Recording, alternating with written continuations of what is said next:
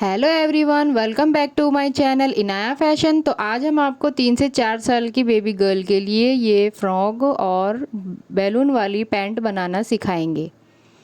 तो इस तरह से इसका कुछ लुक होगा। अगर आपको मेरी वीडियो हेल्पफुल लगे तो मेरे चैनल को लाइक करें, सब्सक्राइब करें ताकि मेरी आने वाली वीडियो की अपडेट आपको मिल सके। अगर आपने पहली बार मेरे चैनल पर विज़िट किया है तो मेरे चैनल को सब्सक्राइब करना ना भूलें। तो आइए वीडियो शुरू करते हैं। तो ये मैंने इस तरह से फैब्रिक डबल फोल्ड करके ले लिया है, जिसकी विड्थ मैंने 21 इंच रखी है और लेंथ 13 इंच रखी है। अब हम इसका एक पल्ला हटा देंगे और यहाँ 2 इंच का निशान लगाएंगे, इधर भी 2 इंच का निशान लगाएंगे और एक सीधी लाइन खींच देंगे।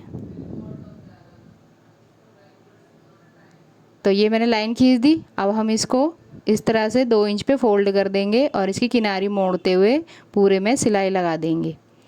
तो ये मैंने इस तरह से सिलाई लगा दी है। अब मैं इसमें 2 इंच में से 1 इंच पे निशान लगाऊंगी नीचे की तरफ से। इस तरह से निशान लगा के एक सीधी लाइन खींच देंगे। ये मैंने इस तरह से लाइन खींच दी। अब इसमें बीच में हम सिलाई लगा लेंगे, जो कि मैंने लगा ली है।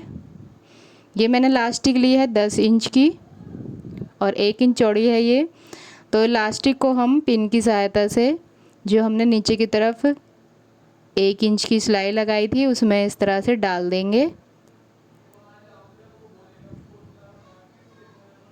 इस तरह से आप इसको धीरे धीरे पूरे घेर में इसी तरह से आप इसे इक्वली कर लें। तो ये मैंने इस तरह से कर लिया है।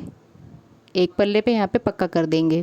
इसी तरह से हम इसका दूसरा पार्ट भी कर लेंगे। तो ये मैंने दोनों इसके आगे पीछे का पार्ट तैयार कर लिया है। अब हम इसके ऊपर की बद्धी के लिए मैंने ये कपड़ा लिया है, इस तरह से डबल फोल्ड है ये भी, और इसको मैंने 10 इंच और 4 इंच चौड़ा लिया है। इसको हम इस तरह से फोल्ड करके इसमें सिलाई लगाएंगे।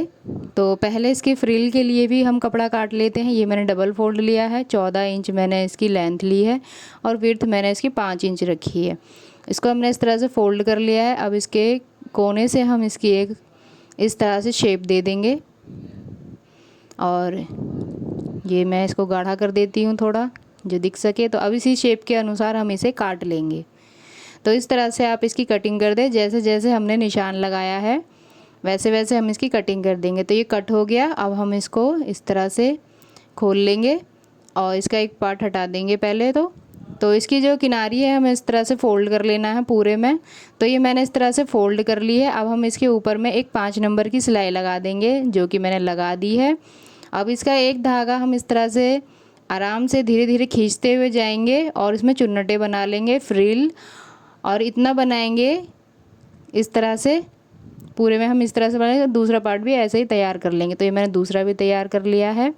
अब हमने ये इसके आर्म होल वाला कपड़ा ले लिया है, इसमें से एक निकाल लेते हैं और इस तरह से हम इसको रख देंगे, इस पे सिलाई लगा देंगे और दूसरा भी इसके ऊपर रखते हुए हम इसको इस तरह सिलाई लगा के पक्का कर देंगे। तो ये दोनों मैंने इसी तरह से तैयार कर लिया है। अब हम इसको घेर में लगाएंगे।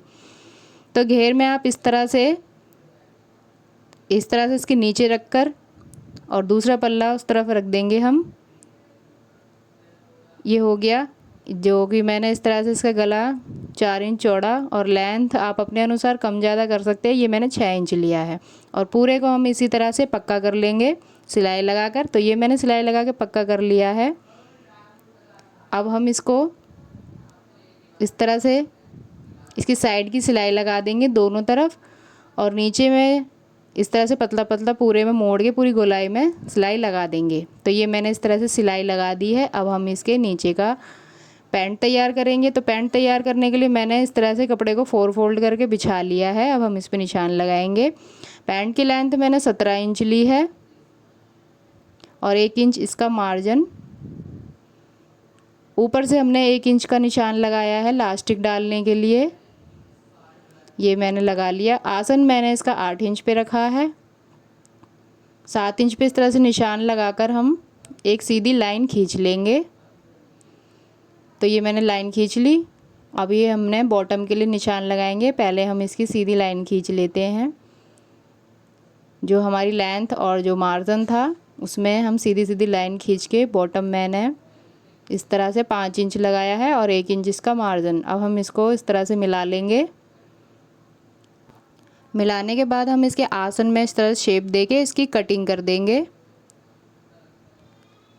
तो जैसे जैसे हमने निशान लगाया है वैसे वैसे हम इसकी कटिंग करते हुए जाएंगे।